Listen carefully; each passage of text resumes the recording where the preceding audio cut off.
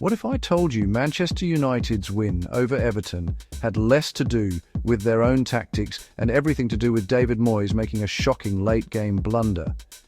Stick around because this breakdown will expose the hidden flaws in United's system and why their victory was more luck than strategy. Manchester United's lineup raised eyebrows from the start. The starting lineup wasn't Michael Carrick's winning 11, simply because Lisandro Martínez was injured, forcing Leny Yoro to start. The attacking setup remained the same, with Bryan Mbeumo as the central striker. Without Martínez, United lost his ability to build from the back and his aggressive pressing, which had a big impact. Yoro, stepping in as his replacement, looked nervous, hesitant to receive the ball, unwilling to push forward, and that invited Everton to target him with pressure. Fortunately, Harry Maguire stepped up beside him. Maguire was solid in organising play, pushing forward with passes and even covering Yoro's defensive duties. Normally, you'd expect the younger player to press high while the older one holds the line, but today it was the opposite. Maguire was the one stepping up, while Yoro stayed deep. Still, let's be honest, Maguire is no Bobby Moore, so the build-up from the back wasn't exactly smooth. Without Martínez, United struggled to play out from defence and resorted to long balls. Another issue was Carrick's insistence on not starting Benjamin Sesko, leaving no aerial presence up front to receive those long passes. Bryan Mbeumo led the line with Matheus Cunha on the left. Cunha looked out of sync in the first half. While the team tried to build patiently, he kept forcing solo runs, making it easy for Everton to predict and dispossess him. Defenders knew exactly how to handle him, wait for him to rush forward and then take the ball. Cunha did show slight improvement in positioning, sticking to his role instead of drifting aimlessly to the right, but his overall awareness and rhythm was still lacking. He didn't stretch the play wide, leaving United with no outlet on the left. Luke Shaw wasn't pushing high enough either, or maybe Carrick just didn't emphasise it. Either way, it was a tactical blind spot. Mbeumo was slightly better, he at least tried to link play, but he was only effective when operating near the touchline. In central areas, he looked lost. Everton didn't press high or attack aggressively in the first half, they just feigned pressure before dropping deep. United's system struggled against compact defences, but Carrick stuck with it anyway. Against teams like Manchester City or Arsenal, this approach might work, but with Mbeumo as the central striker, it was painfully ineffective.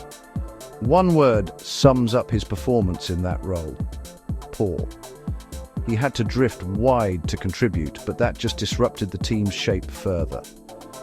Cunha at least stopped wandering to the right, but his constant positional swaps with Amad Diallo created overlaps and confusion.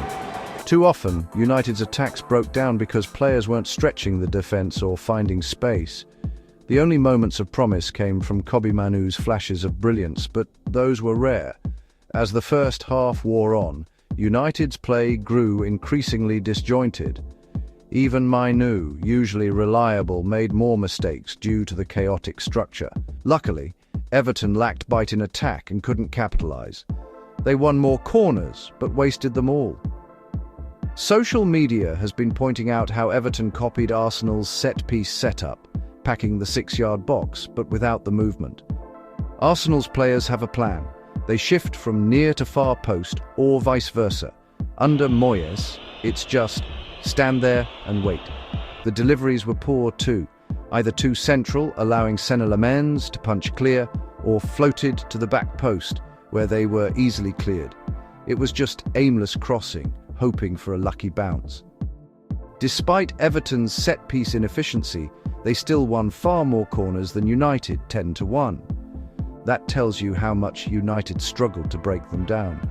The free-flowing system fell apart against a low block. Even Bruno Fernandes and Mainoo looked lost in the mess. Carrick's inability to split Everton's compact shape was glaring.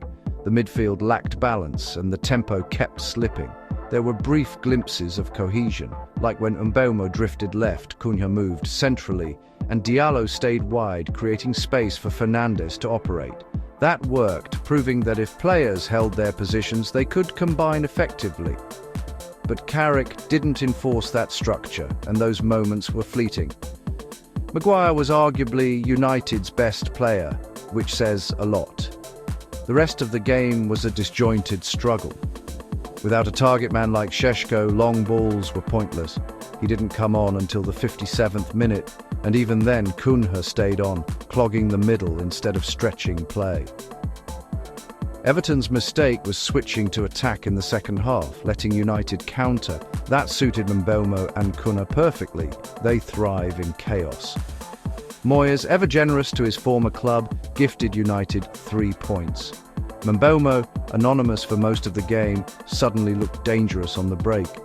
Cunha's long pass released him, and Sesko's late run sealed the deal with a cool finish. Credit to Sesko, his movement in transitions was sharp.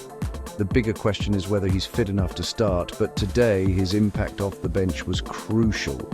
United's win, though, owed much to Moyes' naivety in pushing forward late on. Defensively, United stabilised by adding more defenders to deal with Everton's crosses. But the first half struggles can't be ignored. Carrick's lack of ideas against low blocks is concerning. Jose Mourinho would have handled this better. Why sack him for more attacking football if this is the result?